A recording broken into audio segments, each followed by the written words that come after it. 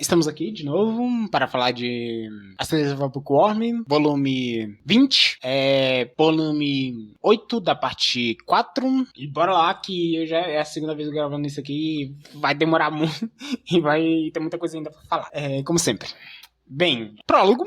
No prólogo a gente tem... O prólogo ele não é muito de conteúdo. Ele é basicamente... Serve pra apresentar o Melchior, o filho do Sylvester, que tá sendo citado desde o volume 8. Eu achei isso interessante. Tipo assim, quando eu tava relendo o volume 8, tipo assim, Melchior, Melchior, Melchior. Aí finalmente a gente tem o Melchior agora. O filho mais novo do Sylvester, que finalmente vai ser batizado. E no prólogo é mostrado, em suma, as ideias que ele tem do mundo. Principalmente como ele tem um alto conceito da Marnie, muito devido a Charlotte que ia brincar com ele, nisso ela falava sobre a Marnie, o Wilfred que ia brincar com ele e trazer os brinquedos que a Marnie produzia e tal, entre outras coisas. Aí a gente vai realmente pro volume. Nele, no primeiro capítulo, a Marnie retorna para Fresh e ela conversa com a Charlotte e o Wilfred sobre o batismo do Melchior, que ia ser na primavera. Queria ser na primavera, como o do Wilfred tinha sido. Depois rola uma conversa sobre os planos para o ano que vem, para a indústria da impressão, que iria se expandir e tal, como ela ia se expandir e tal, como ia ser os planejamentos e tal. Depois rola uma conversa sobre como iria se dar o momento a venda das informações que eles tinham coletado na Academia Real, e principalmente rola aqui uma conversa entre a Charlotte Wilfred e a Marnie sobre dividir as tarefas, com direito ao Wilfred dizendo que, visto que eles iriam se casar no futuro, ela poderia confiar mais nele. Claro, claro. Dá pra confiar. Depois a gente tem o capítulo aqui, o próximo capítulo. Ele é trazido à tona basicamente porque alguns dos assistentes da Marnie já estavam próximos de se formar nos próximos anos, tais como o Cornelius e a Angélica, que já se formaram. Aí a Marnie vai para a sala de jogos de inverno para encontrar algumas crianças que poderiam servir a ela. E lá a Brunilda apresenta a sua irmã mais nova, que também queria, assim como a própria Brunilda, servir a Marnie no futuro. Porém, devido a esse embalo, a Judith ela decide também apresentar o seu próprio irmão mais novo. O seu nome é Theodore. E quando ele é questionado, ele diz que não tinha muito interesse nessa questão de servir a Marnie, ou qualquer coisa do tipo, e que na verdade ele queria continuar na sua própria província e servir ao seu pai, que era o senhor daquela província. Aí a Marnie, quando ela ouve isso, ela leva muito o conceito dela sobre o Theodore, tipo assim, apresentou o garoto, a Marnie já tá com o conceito alto dele, e ela decide ali mesmo convidar ele para ser seu guarda temporário na Academia Real, de forma que ele seria afastado do posto assim que ela saísse da academia. Justamente isso, guarda temporário. Essa ideia fica no ar e a Riada puxa a Marnie e a Judith para reclamar com as duas. E com a Judith, porque ela tinha feito esse processo, ela não tinha feito o processo de apresentar alguém como candidato a atendente, que passava por todo um processo seletivo de triagem de currículo e com um teste com a Elvira, etc. Mas a Judith, diferente da Brunilda, só tinha empurrado o irmão dela contra a vontade pra aquilo. Tipo, toma meu irmão aí. Mas eu nem queria participar aqui desse... Mas não é problema. Aí depois de uma reclamação da ideia louca da Marnie de acidente temporário, da ideia louca da Marnie de acidente temporário, é assim tido uma conversa onde o Castelli, o Sylvester, a Riada, o Ferdinand para bater na Marnie e nessa ideia de assistente temporário. E a Marnie se defende dizendo que ela fazia isso baseado no Ferdinand, visto que ele próprio, nos dias atuais, não estava com os atendentes dele da época da Academia Real. Apesar de ser um candidato a arquiduque. Mas o Ferdinand rebate dizendo que ele não estava com eles porque ele sem apoio na época, teve dificuldades para encontrar alguns, e quando a Verônica verdadeiramente chegou ao poder, vários dos seus poucos atendentes debandaram para o outro lado. Por sobrevivência, obviamente. E também por filho da putagem, mas foda-se. E quem ainda tava com ele, obviamente, era só o Just e o Eckhart, que tinham feito o juro de nome pro Ferdinand. Então, não era um argumento válido. E essa não. E justamente, aí ele disse que, tipo, essa não era a situação da Miley, que tinha o mundo atualmente à sua escolha, e que ela não iria ter problema simplesmente porque ela iria se casar com o próximo arquiduque, que era o Wilfrid. Mas a Miley rebate, dizendo que apesar de, na teoria, isso ser verdade, na realidade o que estava rolando é que não tinha ninguém para ela escolher, porque ela estava porque ela esteve adormecida e por aqueles 2 anos, tendo em vista que ela não podia pegar nobres baixos, não podia pegar os nobres também da facção Verônica, e as poucas crianças que sobravam, o Wilfrid, a Charlotte e até a própria Florência já tinham pego pro Melchior, não sobrava praticamente nada para ela. Tá. Isso era tão realidade que em alguns momentos, nos volumes passados, eles chegaram a considerar a Marne dividir a assistência com o Melchior, que era um problema. Isso porque um nobre servindo a duas pessoas poderia começar a comparar elas e em alguns momentos, devido ao tratamento, poderia dar preferência a um, dar uma preferência mais a um do que a outro, segundo o próprio Sylvester, isso era perigoso pro Melchior. E a favor dessa sugestão da Mai tinha o fato de que, visto que o Theodore pretendia servir a um senhor de província, e não tinha então a possibilidade dela comparar. Ela era uma candidata a arquiduque, o cara era um senhor de província. 2 categorias completamente diferentes. Então não tinha como ela ficar o Theodore comparar os dois. Os dois não poderiam fornecer as mesmas coisas. Então não havia possibilidade de comparar os dois, sem contar que a província em que a província do Theodore não era próxima ao núcleo da Marne, como, por exemplo, Haldenzel, que tinha ligações com a Elvira, então mais fria ainda. Sem contar que a Marne aponta que, sem contar que a Marne aponta que nada impedia ela de pegar novos assistentes depois que ela saísse da Academia Real. E com o Ferdinand tendo uma cara feia no rosto, é concluído que assistentes temporários podem sim ser uma ideia razoável. Aí, próximo capítulo, nele é falado sobre a questão, é uma reunião, o capítulo discussão com a companhia com Platinum. Nesse capítulo é falado sobre como tá a venda de livros e como eles estavam se espalhando, como estava se espalhando entre os nobres, sendo populares tanto na Academia Real quanto entre a corte. A gente também tem a Charlotte falando que ela... A gente tem também uma fala da Charlotte em que ela elogia os guardas da Marne, em especial o Damuel, destacando que ele como sendo muito competente.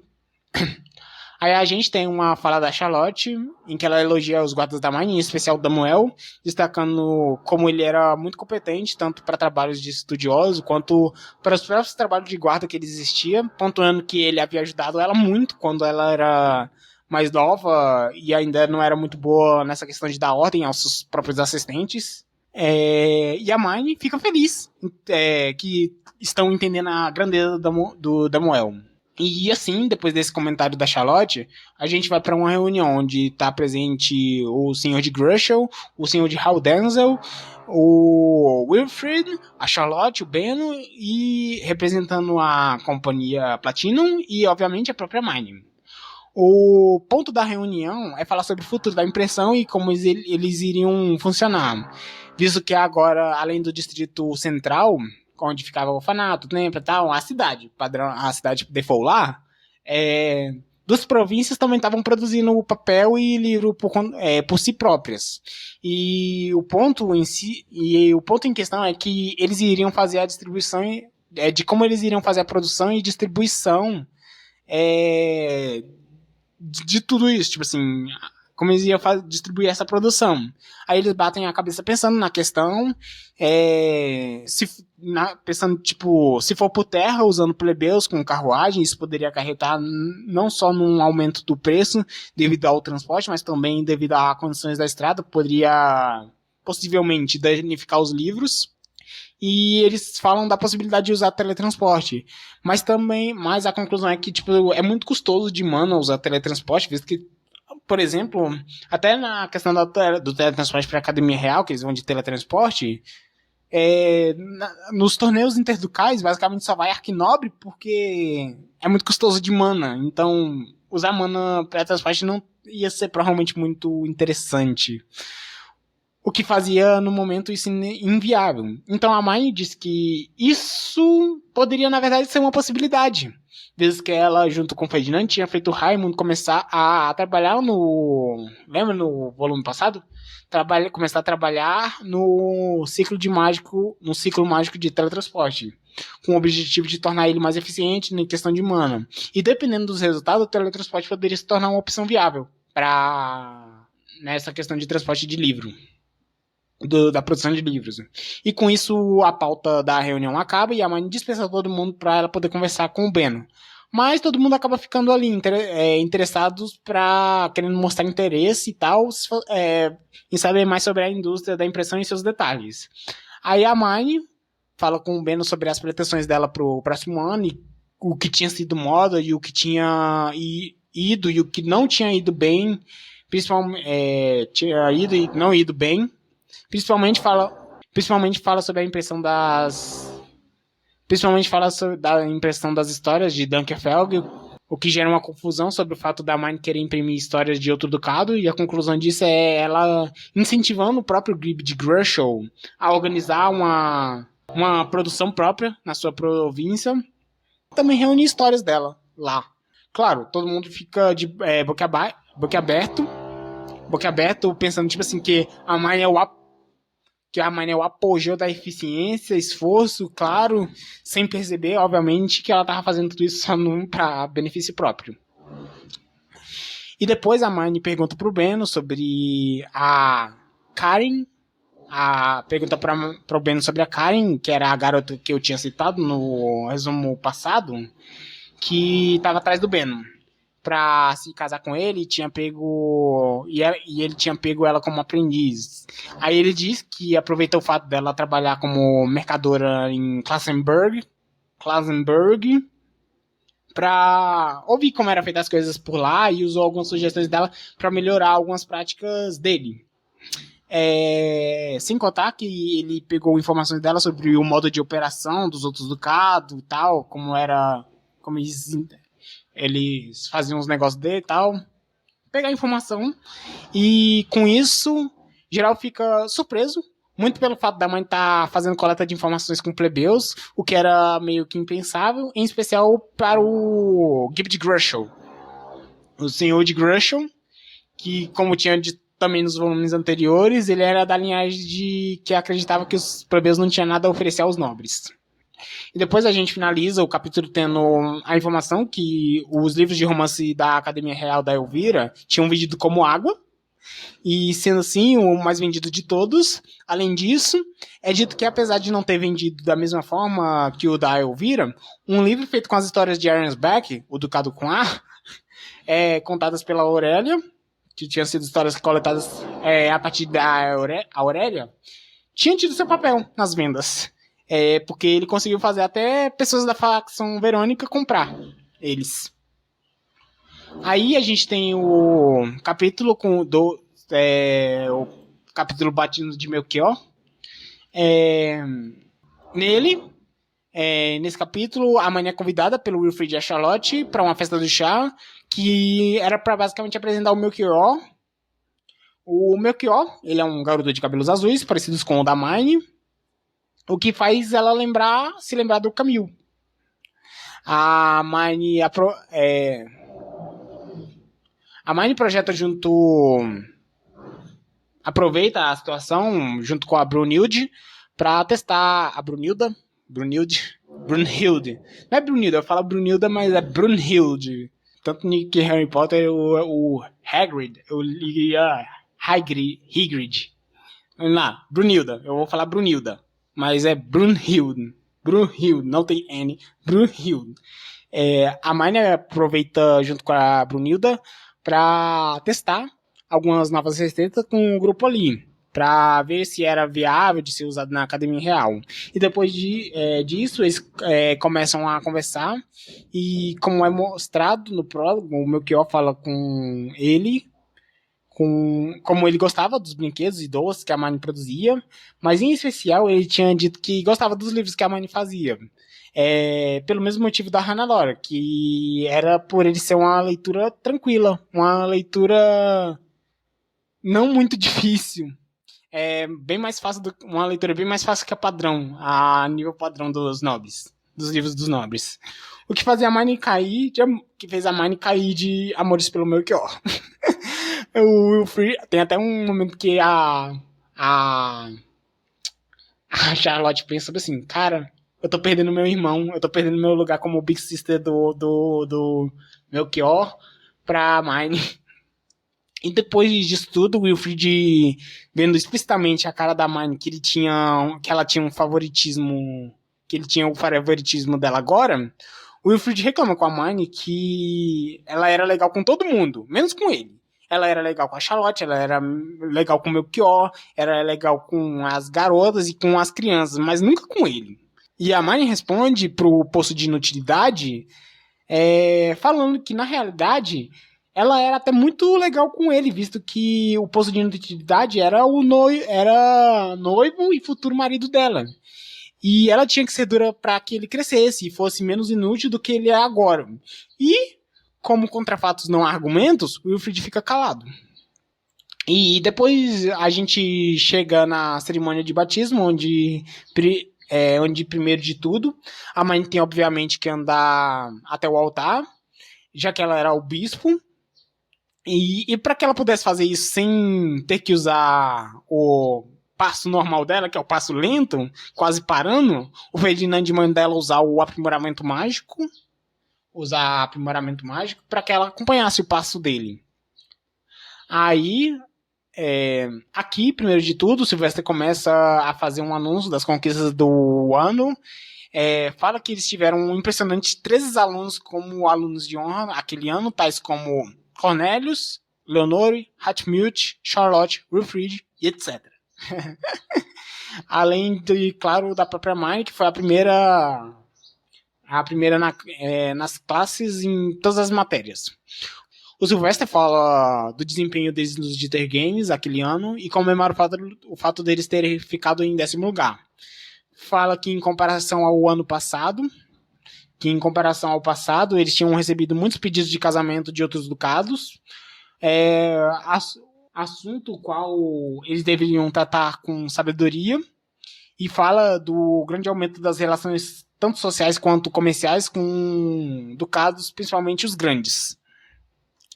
Depois disso, nós vamos para uma cerimônia, para a cerimônia em si, que segue aquela receita. O Melchior vai até a Hermione, registrou sua mana numa festona e recebeu um anel do Sylvester.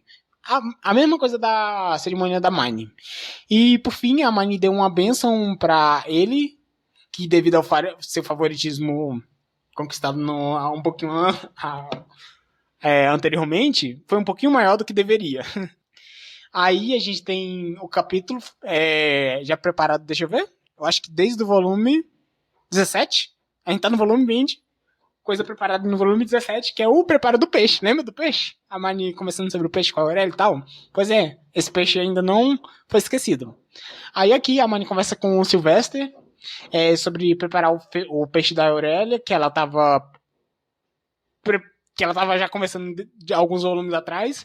Aí a Hermione convida a Aurélia para comer com ela, mas ela é dissuadida disso após uma conversa e ser relembrada de que a Aurélia estava grávida, e com isso convidar ela significava que a Aurélia ia ter que se deslocar até o castelo. Então a Hermione desiste da ideia, e por consequência o Lamprecht fica feliz de ver a consideração da Hermione pela esposa dele. E depois disso, no dia seguinte, a gente acompanha a Mine fazendo alguns exercícios leves para fortalecer seu corpo, a calistenia. Isso enquanto o jantar é preparado. E quando chega o momento, é falado que por causa da Verônica, que era de Arensbeck, era filha da Gabriela, que era de Arensbeck e tal, toda essa questão. A questão. Os pratos de Arensbeck não eram tão estranhos e há vários ali. Pra galera ali. Tal como o Sylvester e o Friedrich, claro. E, claro, nem tanto a Charlotte e o Melchior. Que, tipo assim, o Sylvester, que obviamente era o filho da Verônica, comia com ela os pratos de Arensbeck, o Wilfried também. E a Charlotte e o Melchior nem tanto. Tipo, eles dois ficaram mais de canto. Porque eles eram mais novos. Mas o ponto é que quando chega o momento é servido o prato de peixe, a Mine fica meio que decepcionada com o resultado. E ela não. E não só ela, a qualidade estava baixa até para os padrões normais.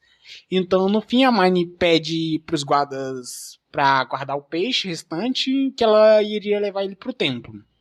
Porque elas ia ter mais liberdade lá. Aí o Ferdinand acha ruim que meio que ele tinha perdido muito tempo e mana com aquilo, mas a Mine manda confia, que no templo ia ser melhor. Aí a gente tem o capítulo Retorno pro Templo e o encontro com os Gutenbergs. Aqui a Mine deixa o castelo com as ferramentas mágicas contendo o peixe que chega e ao chegar no templo, ela conversa com o Hugo e a ela sobre o preparo e devido a algumas questões, fica firmado de chamarem o Ferdinand para fazer o acompanhamento do processo, visto que ele provavelmente tinha entendimento maior sobre peixe em questão, já que eles eram feibistes. Os peixes eram feibistes.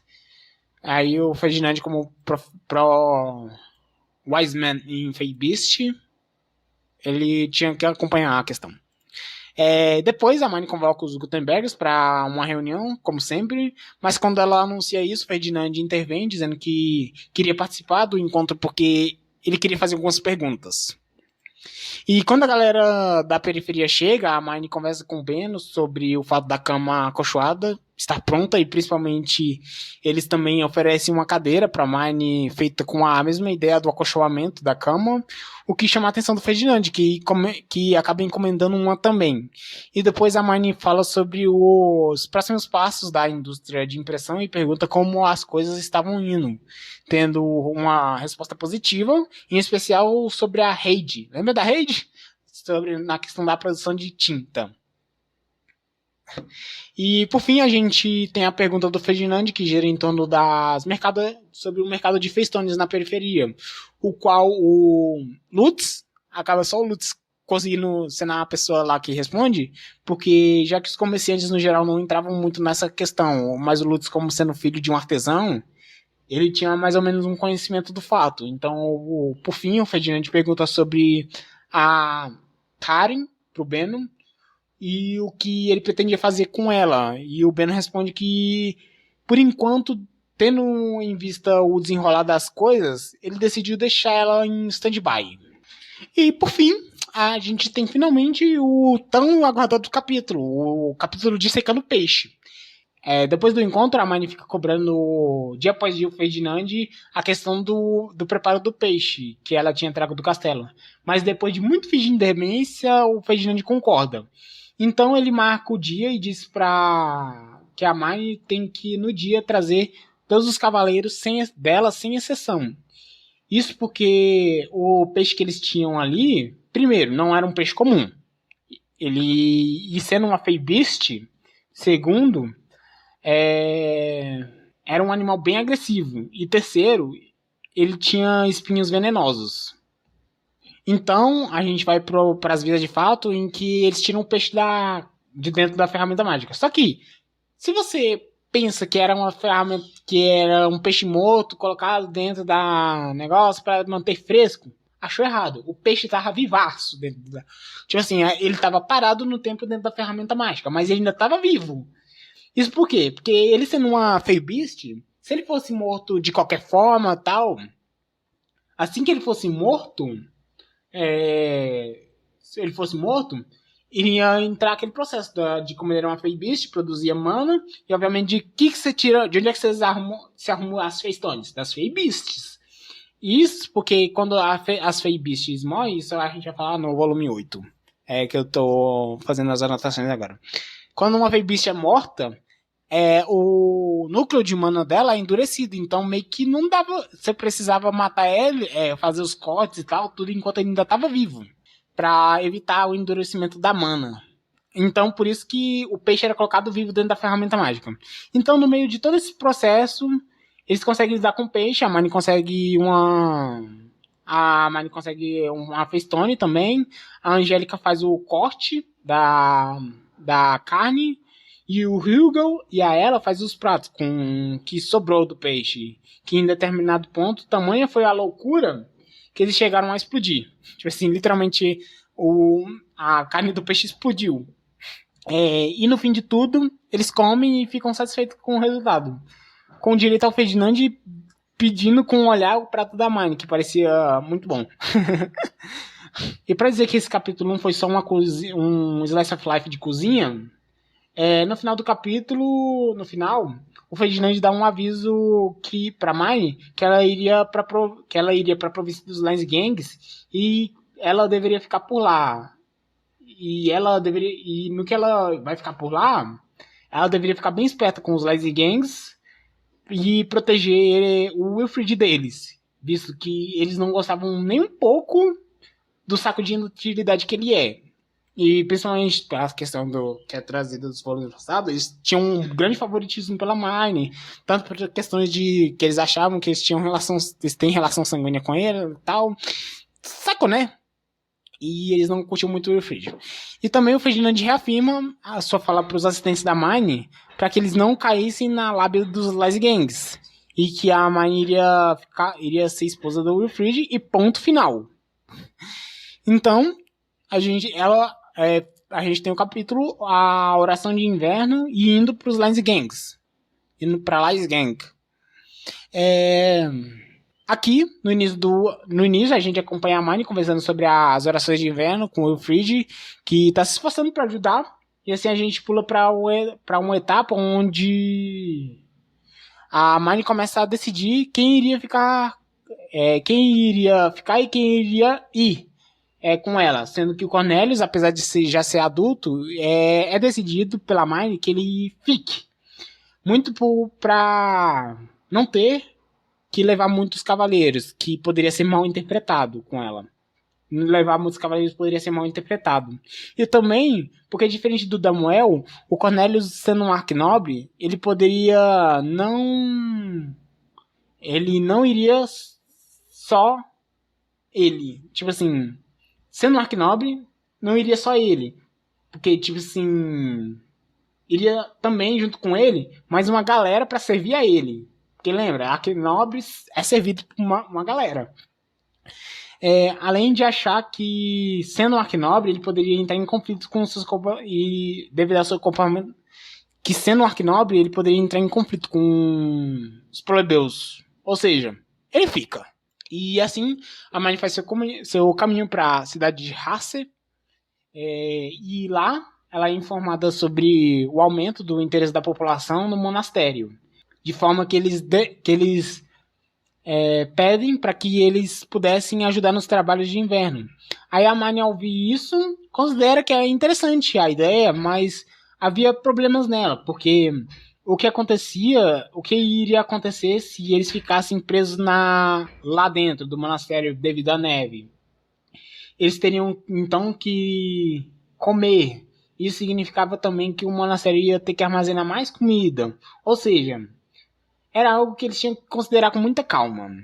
E depois disso, a Mine tem seu momento com Gunther, o papai, em que ela faz questão de ir conversar com ele no monastério, usando a roupa feita pela Eva, a mamãe, e usando o prendedor de cabelo que a Tully tinha feito. E tendo uma interação agradável, o Gunther fala pra Mine sobre seu filho, que já tinha 5 anos, o Camille. Então, a gente já pro fim da oração de inverno, a gente já vai pro fim da oração de inverno, esse processo da oração de inverno. E assim começa a preparação para visitar a província dos Lines Gang. Nisso, a Mani reúne a galera para conversar, e dentre a conversa, as conversas estão uma com o Zack sobre a questão da propriedade e a publicação da tecnologia usada nas cadeiras e a cama, a publicação da tecnologia que ele desenvolveu para fazer a cama, o acolchoamento da cama e da cadeira. E outra com o Johan, sobre a evolução dos seus discípulos, que agora, tanto em Grushel quanto em Hal Denzel, estavam sendo capazes também de fazer um serviço devido. Bom, e assim eles vão pro castelo. Lá por coincidência, eles encontram o Ferdinand, que já estava saindo para ir para Hal Denzel investigar o ciclo mágico do altar. Lembra o altar? O Sylvester tinha dado migué?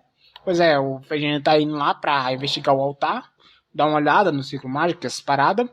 Além disso, rola um momento com a galera dando um conselho e falando sobre o que esperar, dizendo sobre como, obviamente, eles iriam cair matando em cima do Wilfried, e como, apesar das chances de escalar para uma questão mais física ser baixa, ainda iria ter que... eles iriam ter que ter culhões para tancar o ambiente. Então, próximo capítulo, o Senhor de Grushel. No início do capítulo, a gente acompanha a chegada da Mine e a companhia Gilbert, Platinum, que vai com o Ben e tal. Na província dos Lines Gang, a Mine fica nervosa, porque apesar de já ter passado por ali em outras ocasiões, a que ainda estava mais fresca na cabeça dela ainda era o dia que rolou o ataque a ela, quando ela ainda era a sacerdotisa azul. Lembra? É na terceira temporada. Eu acho que o episódio 6 da terceira temporada é isso. Então, lá, quando eles chegam lá, ela cumprimenta o senhor dos Lines Gang, o senhor de Lines Gang, a província Lines Gang, e que mostra o lugar e encaminha a galera para a periferia, onde os Gutenbergs iriam se estabelecer. Aí, apesar de não ser adulta ainda, a Brunilda foi levada como mulher acompanhante da Mine para servir a ela.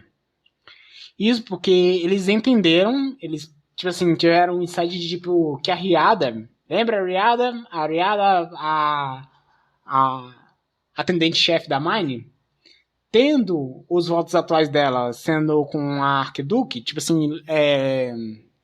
a Riada, a situação dela é ela não tem ela não é atendente de ninguém. A Riada é atendente da Mine, a Riada é atendente do Sylvester, a Riada é atendente de quem? Que é o Sylvester colocou a Riada para o negócio, a Riada já servia ao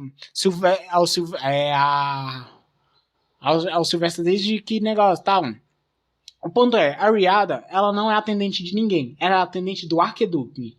Então ela é atendente do Sylvester? Não, ela é atendente do Arquiduque. Quem for o Arquiduque, a Riada vai servir. Ela tem um voto para servir somente ao Arquiduque. Então, visto isso, ela serviu tanto a Gabriela quanto a Verônica. Assim, eles entenderam que provavelmente a presença dela não iria ser muito bem-vinda ali, visto que a Verônica, quando a Verônica estava no poder, ela se esforçou para ferrar os Lines Gang. E, obviamente, a Riada estava lá, junto com do lado da Verônica. E por isso, acabou trazendo a Brunilda.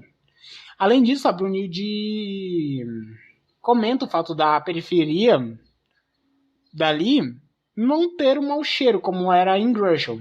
Aí é explicado que isso se devia principalmente à ausência de muros, e pelo fato da periferia ser uma área mais rural. Isso devia ao fato dali a periferia ser uma área mais rural do que necessariamente uma periferia urbana. E de forma que o mau cheiro se dissipava com mais facilidade, ao invés de estagnar. Então é preparado o local onde os Gutenbergs iriam trabalhar. A Hermione segue para um encontro a sós com, em particular com o Senhor de Lazgang, para assinar o contrato acerca da produção de papel, que seria uma atividade secundária ali, visto que a atividade primária do de Lazgang é a produção de alimento. Lazgang é uma província que produzia grande parte da produção, que era responsável pela produção de alimentos durante o inverno em Herrenfest. Aí assim a gente segue para uma conversa mais isolada, onde o Senhor de Lazgang pergunta para Hermione o porquê dela, sendo candidata a Arquiduque, não tentar sê-lo, visto que no momento ela era claramente a candidata mais capacitada. E a Hermione tenta recusar os elogios também, e também elevar a moral do Wilfrid no processo. Mas o ponto de esclarecimento chega quando a Hermione fala pro Senhor de Lazgang que em nenhum momento ela considerou ser o próximo arquiduque, e que tudo que ela fez, todas as coisas que ela fazia, era meramente porque ela queria suprir seu próprio hobby de ler livros. Então, ouvindo sobre, o Senhor de Lazgang disse que entendia a situação, mas a real dificuldade que impedia eles de seguirem isso era o bisavô da Hermione. Eu falo bisavô da Hermione porque, tipo assim, é um jeito mais fácil, mas obviamente não é bisavô biológico, ele é por consequência, tipo assim, da mãe ter sido batizada como filho do Castelli e da Elvira. Mas vamos lá. Mas a dificuldade que impedia eles de negação era o bisavô da Hermione, que queria que ela fosse a próxima arquiduque. Como dito, os Lazgang foram muito hostilizados durante o período da Verônica e da Gabriela. O que fez os Lazgangs, muito por eles não demonstrarem lealdades a elas, diminuir seu poder no ducado.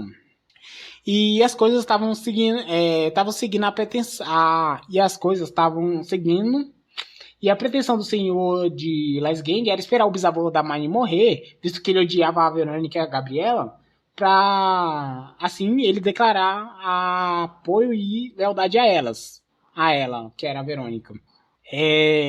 Em prol de voltar a fortalecer sua província, mas tinha rolado tudo aquilo.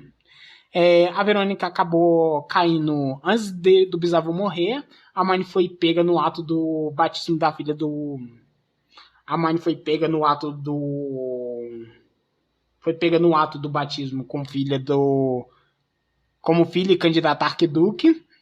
E o entendimento do bisavô era que, vendo esse movimento, significava que o Silvestre provavelmente iria fazer a Hermione a próxima arquiduque e casar o Wilfrid com ela para sua linhagem poder manter. Para poder se manter. O que deixou ele muito feliz. Deixou ele muito feliz, que era literalmente a volta dos Lazgang ao poder. Para quem não entendeu, basicamente... O senhor de Lazgang pretendia esperar o bisavô da Hermione morrer e assim declarar lealdade à facção Verônica para poder voltar a fortalecer seu ducado, que tinha sido hostilizado por ela e pela Gabriela, pela Verônica e pela Gabriela. Só que, nos decorreres da terceira temporada, do que rolou na terceira temporada, a Verônica acabou caindo antes do bisavô morrer. E não só isso, no que ela caiu, uma garota, filha do Castedit e da Elvira, não a Hermione, a plebeia, a House Hermione, a filha da Castedit e da Elvira, que era ligada aos Lazgang, e obviamente que ele era bisavô, foi pega como candidata a arquiduque. Ou seja, tipo assim, você não vai ficar pegando garotas aleatórias para ser candidata a arquiduque. Tipo, não tem muito senso. Então, assim, peraí, ele pegou essa garota como candidata a arquiduque, e ela, conforme foi passando o tempo, ela se mostrou muito competente, ele ainda elevou a moral e tal, e ele disse, provavelmente é porque o Silvestre pretende fazer ela a próxima arquiduque. E obviamente, eles consideraram, como disse aqui, a fazer o Silvestre casar o Wilfrid com a Hermione, mas não, tipo assim, não fazer... E qual é a diferença? Porque, tipo assim, o Wilfrid já vai casar com a Hermione. A diferença é que, tipo assim, o Wilfrid, ele vai ser o arquiduque, a Hermione casa com ele. Nessa situação que foi pensada pelo bisavô, era a Hermione ser a arquiduque, a que manda, e o Wilfrid ser casado com ela. Aí, assim, o Silvestre manda em sua linhagem, e a Hermione fica como arquiduque. Mas Aí rolou a tentativa de sequestro da Charlotte, que fez a Mine ficar em coma, e de forma que os próprios Rising Gangs já tinham perdido a esperança que a Mine acordasse. E sem uma candidata para apoiar, os planos deles, a ideia, o plano de fazer a Mine como próximo Arquiduque e ressurgir, a ressurgência dos Rising Gangs foi frustrado. Mas aí a Mine voltou, depois de 2 anos, e novamente o bisavô voltou a trabalhar para pôr ela no poder. Mas rolou um anúncio do casamento do Wilfrid, frustrando novamente os planos, dando um entendimento que o Sylvester pretendia fazer o inverso do que eles pensavam. Pretendia fazer o Wilfrid, o próximo arquiduque, e casar a Mine só para dar legitimidade a ele. Porque, novamente, o Wilfrid é um saco de inutilidade. Então, vai falar assim, olha, ele é incompetente, mas tem um assessor aqui que vai ajudar. Que é o que tá rolando mesmo. O que deixou o bisavô pistola. Então, de forma que ele não aceitou essa conclusão. Então, o senhor de Gang diz que essa era uma... então, o senhor de Gang diz pro Wilfrid que ele estava de boa com o Wilfrid sendo o próximo arquiduque, desde que ele não fosse um FDP com os Gang como a Verônica foi. E a maioria dos Gang também compartilhavam dessa opinião. Tipo assim, foda-se, eu só quero ficar de boa. Mas, para fazer isso, ele pediu que os dois, o Wilfrid e a Mine, conversassem com o bisavô. E que convencesse ele de desistir de fazer a Mine a próxima arquiduque, que nem ela queria. E assim, o encontro é marcado. Depois de tudo isso, o senhor de Gang conversa e pede a Mine pelo ritual que ela tinha feito em Randez, eu lembro, o ritual de Randez que fez passar o inverno rápido e tal. Mas o ponto foi que, diferente de algumas províncias, eles não tinham destruído o altar deles, mas também eles não sabiam onde é que estava, visto que, sendo uma província rural e tal, modo de produção antiga, você pode procurar aí, né, sério? Eles mudam, quando uma terra tal já estava suficientemente exaurida de produção e tal, eles trocavam. Os Gang, eles trocavam muito de lugar. Tipo, sendo uma província campesina, eles tinham uma frequência maior de seus fazendeiros mudando de lugar, e assim os nobres de forma que eles não sabiam mais onde poderia estar o altar daquela província. Como de outras, por exemplo, a de Houndazel. Mas, depois de uma conversa, a pretensão desse ritual, tal, de encontrar o altar e fazer o ritual, é deixado por lá, porque, tipo, como o Liza Gang era mais ao sul de Refresh, o período de neve lá era o mais curto em todo o ducado. Então, eles falaram, vamos deixar por isso mesmo. Então, a gente tem o capítulo A Visita ao Bisavô, já em seguida. Nossa, quando eu tava lendo, eu fiquei assim, caraca, já? Tipo, eu achei que ele ia fazer do jeito do Bookworm. Próximo volume a gente conversa. Mas vamos lá, próximo capítulo, literalmente, próximo. Eu tava esperando, sei lá, pra ser mais tarde, mas o volume já foi e jogou. Saiu agora? Vamos agora. Visita ao avô. Então, nós vamos pro capítulo onde, de início, é pontuado o interesse que a Mai, teoricamente, tá, aí a gente vem aqui para esse capítulo, onde de início é pontuado algo interessante, que é que a Mine, teoricamente, entre aspas, o Hatmilch, a Brunilde, a Leonor e Cornelius, pela bagunça que as relações entre os nobres eram, todos ali eram meio que aparentados, de alguma forma, de forma que todo mundo compartilhava o bisavô. O bisavô da Mine não é só o bisavô da Mine, também é bisavô do Cornelius, do Hatmilch, da Cornelius, lembra? Todo mundo da Rising Gang. Por essa bagunça que é os nobres de relação familiar. Além disso, a Mine, em uma conversa com seus atendentes sobre ela não ter interesse em ser a próxima arquiduque e como eles... Aí ela pergunta como eles se sentiam em relação a isso. Que acaba por por ela ter uma resposta de que eles estavam mais fechados com ela do que com o posto, que dá uma aquecidinha no coração, de assim, ó, são os amigos certos, são os atendentes certos, eles estão fechados mais com você do que, são mais fiéis a você do que ao seu posto. E assim, dito isso, a Mine encontra a Charlotte e o Fred e para eles irem conversar com o bisavô da Mine. A Mine, nesse momento, dá uma de Cold Girl, garota fria, e mete logo na lata que ela não tinha intenção nenhuma de ser a próxima Arquiduca. A Charlotte e o Fred assustam de como a Mine tinha sido direta naquilo, mas a Mine diz que queria evitar meias palavras nesse assunto. Isso que é interessante, isso é um ponto interessante que, tipo assim, durante vários momentos da história, vários momentos de relações entre nós que é mostrado nos volumes, de todos os volumes, meias palavras, o uso de eufemismos e essas meias palavras dos nobres causam problemas de interpretação, de entendimento do que foi dito, que acaba por criar interpretações erradas e uma comunicação ruim. Até a conversa ali do volume do capítulo anterior entre o Gibbs, o senhor de Las Gang e a Mine, cara, se você pode procurar na novel, que é o volume 20, capítulo O Senhor de Las Gang. Essa conversa da Mine do Senhor de Las Gang, cara, é muito tensa de você. Se você não fosse de você entender exatamente o que ele está dizendo, porque ele fala todo em um código. Tipo assim, justamente uma fala toda eufêmica, usando os deuses, dizendo, se você, né, se você está. Se Flutren está a posto do seu Gedlu, por que ela não o obtém? Aí eu, caraca, que porra. Aí, tipo assim.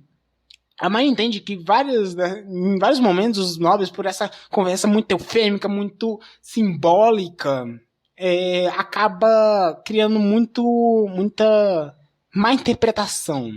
Então a Mine diz que ela quer acabar logo com isso, não quer que haja uma má interpretação ou qualquer coisa do tipo, ela mete na lata. Não quero ser próximo Arquiduque. Não quero ser o próximo Arquiduque. Outro exemplo. O Anastasius e a Eglantine. Eles só se resolvem quando finalmente o Anastasius fala assim, gosto de você. Assim, como assim, não é... tipo assim, os dois estavam tão envolvidos de meias palavras na relação deles que quando o Anastasius fala assim, o Anastasius chega, gosto de você, que foi o que a Mine disse pra ele falar, a Eglantine fala assim, caraca, eu achava que você só tava comigo por questões políticas e tal. Tipo... A Mine entende que às vezes é necessário, principalmente para essas questões, é necessário você só ser direto, falar na lata. Então, a Mine chega e fala na lata. Não quero ser Arquiduque. Aí ocorrem vários problemas de comunicação, mas no fim a Mine consegue fazer ele ouvir, porque e por fim o bisavô pergunta pro Luffy como ele iria lidar com eventos similares, que levou, por exemplo, a Gabriela pro centro do poder em Refresh, e meio que não deu pra saber se ele ficou satisfeito ou com a resposta do Wilfried ou não. Tipo, caso uma garota do caso fosse vindo pra cá e casasse, tá, né? Ele não deu exatamente pra ver se ele ficou satisfeito ou não com a resposta do Wilfried. Mas no fim, quando tudo acabou, ele pediu pra que eles saíssem da sala, que ele estava cansado. A Mai diz que não tinha certeza, mas ela teve a impressão de ver ele chorando quando ela olhou para trás, saindo pela porta. Então, foda. Gente, eu acho que eu vou deixar o resto para uma parte 2. Porque, gente, já vai dar uma hora aqui e, literalmente, eu tô na metade ainda desse volume. Então, vamos ter uma parte 2. Aguardem Assassin's Creed Bookworm, volume 20, parte 8, parte 2. Porque isso aqui vai ficar muito grande pelo jeito. Ainda tem, nossa, até a questão do Ferdinand. Que, tipo assim, isso aqui ainda não estamos no ponto alto desse volume. Ainda tem mais ainda. Vamos lá. Aguardem, vai ser rápido. Eu acho.